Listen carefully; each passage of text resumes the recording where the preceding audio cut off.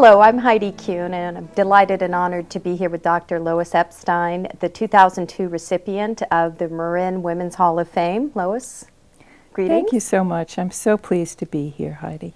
Thank you so much for joining us and sharing your wonderful life story and the tapestry of your life with our audience.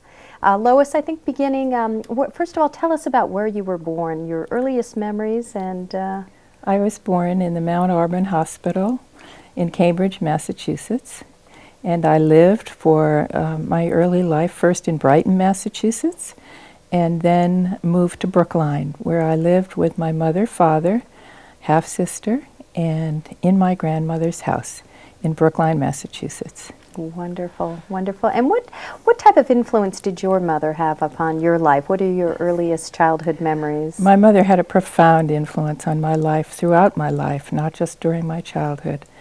A cousin of mine has told me the story that when I was 1 year old, I was sitting in my high chair at my birthday party, and my mother was singing tenderly to me, "Jack and Jill went up the hill, and you will be a doctor." How's that for a message? Oh, in the high chair. That's right. And then I recall when I had my tonsils out, where I had to climb up on the kitchen table, and my mother had convinced me to do this because I would like the smell of ether, and that my grandmother would bring me ice cream after I was finished. So I climbed up on the kitchen table, had my tonsils out, and after I woke up, I looked at the doctor and I thanked him so much. And my mother said, "How would you like to be a doctor too?" Oh. So throughout my life, she was very supportive. She planted seeds. Always, always. And she was very supportive when in the 8th grade, I had to make a career booklet for my 8th grade history teacher.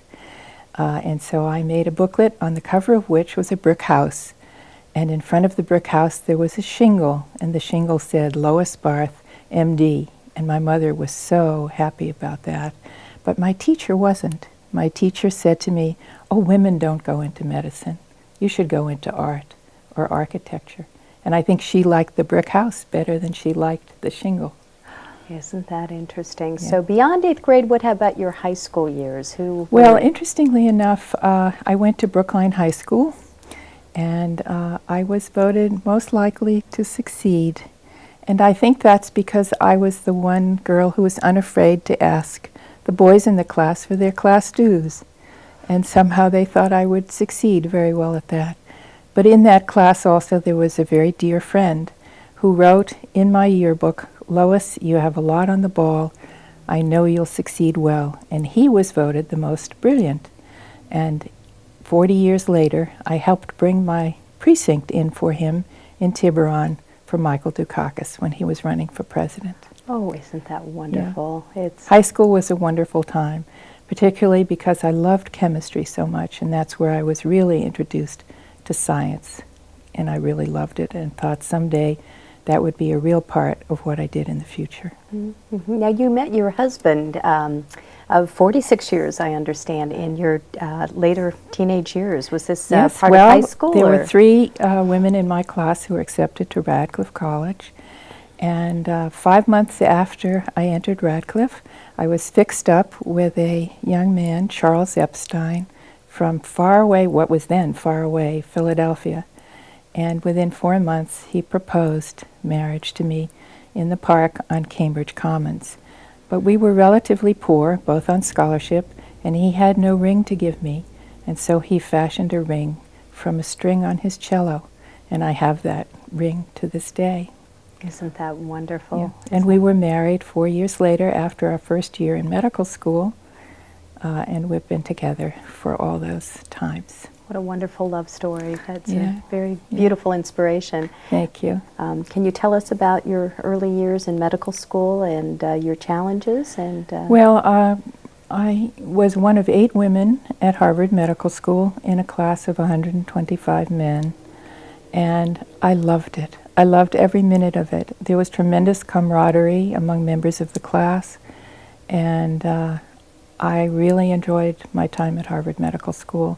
I loved the science classes that I took. I loved seeing the patients, and I decided that a career in medicine would be probably one in which I chose a predominantly scientific career, in which I would do academic medicine, because I really enjoyed the science. And in addition, while I was in college, I had the opportunity to do research with some of my professors. I majored in chemistry in college, and I did research with Louis Fieser, who was the man who wrote the major textbook in organic chemistry in that day. And I also worked with Conrad Bloch, who won the Nobel Prize for biosynthesis of cholesterol. And it's interesting to me that I worked on the biosynthesis of cholesterol, because now I take Pravachol to reduce that. Life is full circle. That's right. Oh, that's and in wonderful. medical school also, I did research with my professors. They were my role models, both in college and in medical school, because there were no women role models other than looking at my other classmates at Harvard Medical School and the women who preceded me in the class. And so my professors were my role models, and particularly the professors who did academic medicine, because that involved teaching, research, patient care, and some administration. And they were very socially conscious physicians, and that was something which meant a great deal to me as well. Did you have children at this time, or you were studying? No, we with your actually, after an interesting thing happened to us when we applied for internships. In those days, there was no, or a very elemental matching program. And we each applied to hospitals in Boston and in New York. And one night we received a phone call saying that my husband was matched to a hospital in Boston and that I was matched to a hospital in New York. And there and then I decided I did not want to live apart from my husband. And so I went to see the dean, and he arranged for me to have a year of pathology residency at the Peter Bent Brigham Hospital, where my husband was having his internship. And that year, although it was a serendipitous kind of experience, turned out to be one of the best years of my life, because I did microscopic analysis of surgical specimens, and I also learned much about the anatomy of the human body, such that whenever I saw a patient after that and placed a stethoscope on his or her chest, I would always have a visual image of the actual pathology underneath the stethoscope. And so even though I had set out to take an internship in internal medicine, I ended up taking a year of pathology, which was a wonderful, wonderful experience for me, and just proves that if you can't get to your goal in one way, try another. Mm-hmm. And from there I did take a medical internship afterwards at the New England Center Hospital. And then we moved to Bethesda, where my husband was in the public health service, and I began my research career with Fred Stolman at the National Institutes of Health.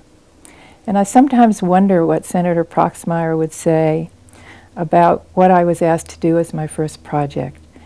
I was asked to determine whether lymphocytes, which are blood cells, which had been shown to divide when stimulated with an extract of red kidney beans, had RNA synthesis before they began to enlarge and divide. And if you think about it, you might wonder, why add red kidney bean extract to lymphocytes? I didn't question what Dr. Stolman had asked me to do. We had a wonderful paper that resulted, in fact, several papers. And in fact, the fact that this material could stimulate cells to divide provided the current way that people look at chromosome preparations, or at least one of them, to see whether the chromosomes in a given individual are normal. And that use of the red kidney bean extract led eventually into my studies of interferon, which occupied a good 30 years of research in cancer research, immunological research, and research involving cytokines, or molecules that are key to the immune response, which have all kinds of action on many, many cells, like protecting against viruses or antiviral effects, immunomodulatory effects, anti-proliferative effects against tumor cells.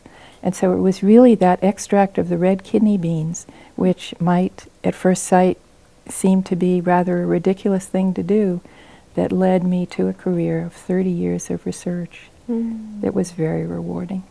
Now, your travels, at what point did it take you from the East Coast to the West Coast? Well, we went from the NIH in 1963 to the University of Washington in Seattle, where I worked with a lymphocyte biologist, Dr. Newton Everett. My husband received his genetics training there from a wonderful man who has since become the godfather of one of our children, Dr. Arno Matulski. And we spent 1 year in Seattle, and it was there that we decided we loved living in the West. We could look out our window and see Mount Rainier, although it rained every day or drizzled every day. The gardens, the rhododendrons, the flowers, all of the flowers, we loved it. And we decided if we had the opportunity, we would move to the West, and preferably to California if we could. So I had this dream about California, and luckily the dream came true. Wonderful. And we've been here since 1967. 1967. Now, Yes. what professional? Now, I had our first child, David, in 1961 while I was doing research at NIH. And then we moved to Seattle, and I was pregnant. It seems as though whenever we moved, I was pregnant. I thought it was a good time to have children, although my mother was rather horrified. She said, "It's hard enough to move cross country. Why do you do this?" But anyway, our second son, Jonathan, was born at Swedish Hospital in Seattle in 1963. Our third son was born here at the University of California in San Francisco after we had settled here. And then our fourth child, a daughter, Joanna, was born in 1975. Lois, your mother was a mentor to you in your youth, but now you are a mentor to your daughter, who is now going into medical school. Tell me about that. And Well, I've always told Joanna throughout her life that she has the ability to do anything that she really puts her heart into, and that she can do anything that a man can do, but also have the wonderful experience of having her own children. And she's grown up with that in her mind. And it's interesting that when I was called by the people who run the Marin Women's Hall of Fame, on that very day when I was called to be told that I was elected, was the very first day that Joanna was interviewed for medical school. And I had been thrilled because she had come to our house to go off to the interview, and she was all dressed up for her interview, and I was happy for her that she was continuing our tradition in the family of medicine. And then I was called and told that I was in the Marin Women's Hall of Fame. And now I'm delighted to tell you that Joanna will be going to Harvard Medical School this fall. We're very proud of her. Wonderful. Following in your footsteps. Yes, that's right. Have you mentored other women in your life? And Yes, dear. Actually, I have. In my laboratory over the years, there have been many women and men who I've tried to mentor. And I try to point out to all of them that their lives in science take a great deal of commitment, great deal of dedication, but there are aspects of their lives outside of their careers which they should also treasure. And the women that I mentored in my laboratory have gone on to careers in industry, in academia, in medicine. I'm very proud of what has happened to many of the women who were in my laboratory.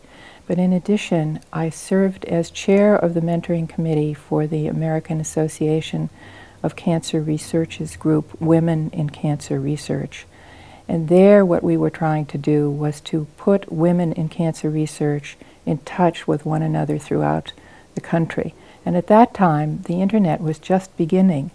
And we had the opportunity to try to encourage more communication between the women in cancer research. And now it's a very active group. I'm pleased to say that the communication now is much better. In addition, I did interviewing for students who applied to Radcliffe, which is now part of Harvard, and I also interviewed for the students who were applicants for Harvard Medical School. And I also interviewed intern applicants for UCSF and fellowship applicants. So there are a lot of young people who have sat before me in my office who I've talked with about their own plans. And it's always wonderful for me to see the spark in their eyes. And I encourage them as much as possible. That's wonderful. Tell me about some of the highlights in your professional career in medicine. Mm-hmm. Well, I had mentioned before that phytohemagglutinin was the lead-in to a career in which I tried to understand how molecules made by the human body actually act as anti-tumor agents. And in particular, I was interested in a form of interferon, an antiviral agent described first in 1957. It was another form of interferon, and the one that I was particularly interested in was found several years later. And they found that it had antiviral effect, but with work that we had done, we showed that it had many other effects, that it could modulate the immune system, that it could have anti-proliferative effects on lines of tumor cells.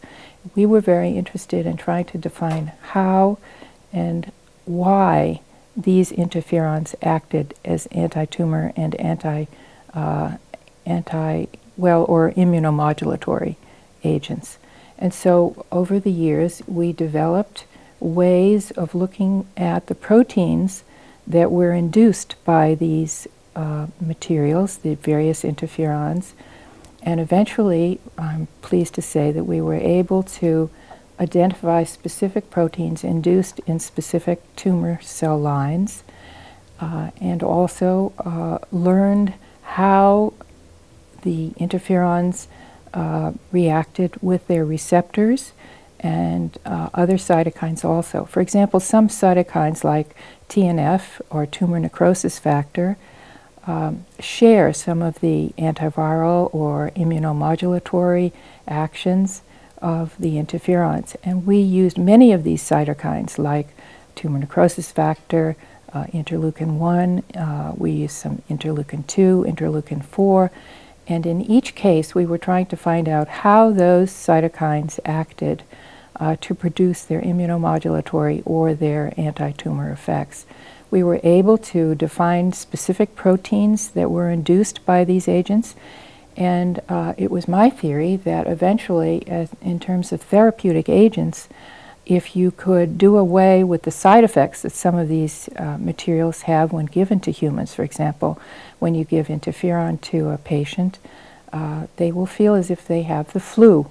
Many of the same kinds of symptoms. They will feel feverish, they will feel weak.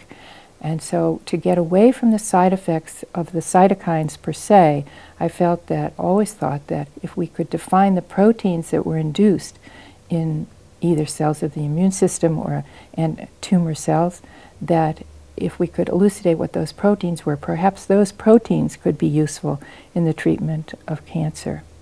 But it was also the interferon system which led me into a wonderful collaborative effort with my husband.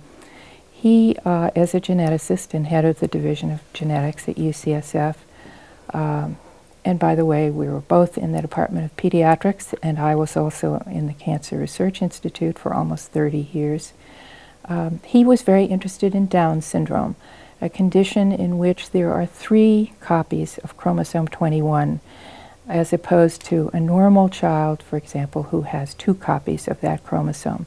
And having trisomy, or 3 copies of that chromosome, had profound effects on the child's development, would cause frequently mental retardation.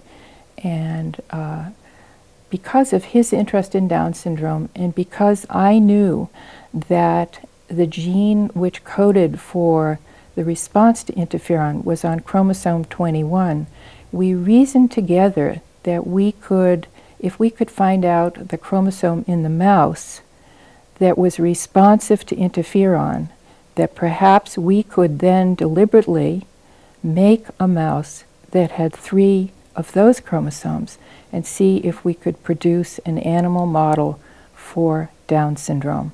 And that's precisely what we did. Well, you've had such a tremendous partnership, a lifetime partnership with your husband in the field of medicine, but along with those peaks was a tremendous valley That's correct. several years ago. Would you That's like right. to discuss it? On June 22nd, 1993, I was on a site visit to the Cleveland Clinic in Ohio. The site visit, I was part of an NIH, National Institutes of Health committee, because I was on a committee that was advisory to the NIH and dealt with the funding in cancer centers and also reviewed research grants. A grant was submitted and I was asked to be on the site visit team. On that day we were having our pre-site visit conference, and it's rather a sacred time when nobody interrupts you. And there came a knock on the door, and the person outside said, "Is Dr. Epstein there?" And of course I said yes. They opened the door and they said, "There is a phone call for you." I went to the phone, and it was my neighbor who lived across the street, and he said, "Lois, there's been a terrible accident at your house."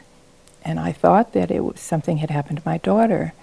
I didn't think that it could be something that had happened to my husband. And he explained that a bomb had been sent to our home, and that it exploded in my husband's hands in our kitchen, and that he was being rushed to the hospital. And I asked my neighbor, I said, "Is he going to survive?" And he said, "I'm not sure."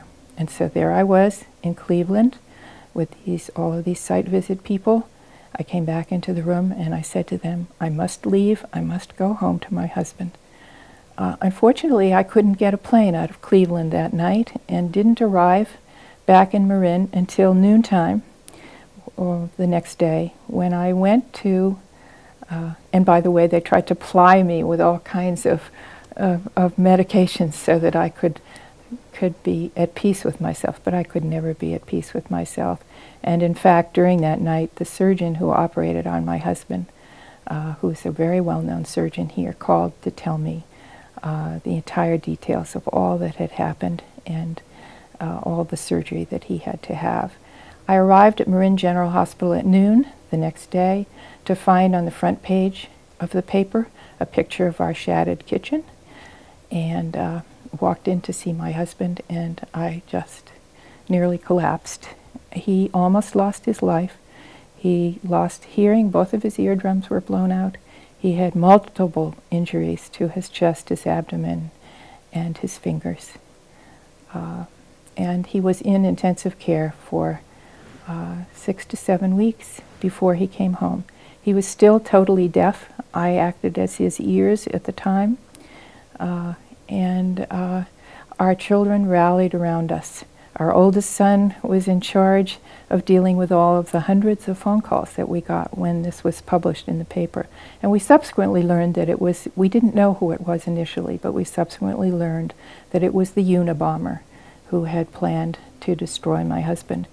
There was one additional bomb sent the day afterwards to a computer scientist at Yale. He survived, but the other victims of the Unabomber died because he kept making his bombs more powerful. So my husband was very, very fortunate that he did survive, but we almost lost him. Our oldest son rose to the occasion by taking care of all of the phone calls. Our next oldest son, Jonathan, he assumed the role of handling the press because the press was besieging us. Our youngest son, Paul, assumed the interaction with the FBI because they were trying to be as supportive as possible. And our daughter assumed the role of the niceties. She would bring her father flowers to the hospital. She would read to him. She would bring things to him that he could see, bring music to him. And I would go, of course, every day for those 6 or 7 weeks to the hospital to see him. We brought him home, and he still wasn't well. And it took many months for him to get back on his feet. He had many episodes of surgery where they had to make new eardrums for him, so he can now hear well. He has shown tremendous courage all along. He's had multiple bouts of surgery to try to repair the damage. And we had the opportunity at the trial of Theodore Kaczynski, the Unabomber, to speak to him directly. And both my husband and I spoke to him about how we felt about this whole situation. In the meantime, the bomb had not only destroyed parts of my husband, but also had destroyed parts of our house and blown a hole in the ceiling in our kitchen, blown out the windows. And one day, after my husband had returned from the hospital, they were taking the roof off to repair it. And I called him in and I said, "Look, we can see the sky now. We should put skylights in our kitchen." And now that's why we have skylights in our kitchen. We can see trees and the sky and clouds. And it's something that we cherish, actually. And so we try to rise above it all. I'm sure there's a bright skylight to the heavens above that have blessed you. That's just a tremendously inspiring story, and one that is touching, I'm sure, to all the viewers. And it is such an honor and a pleasure and a privilege to hear such a candid story to be shared and inspired with our audience. And we thank you, Lois, for sharing your story with us, and a true example of don't curse the darkness, light a candle. Thank you, dear. It's a pleasure to be here and to be among such incredible women.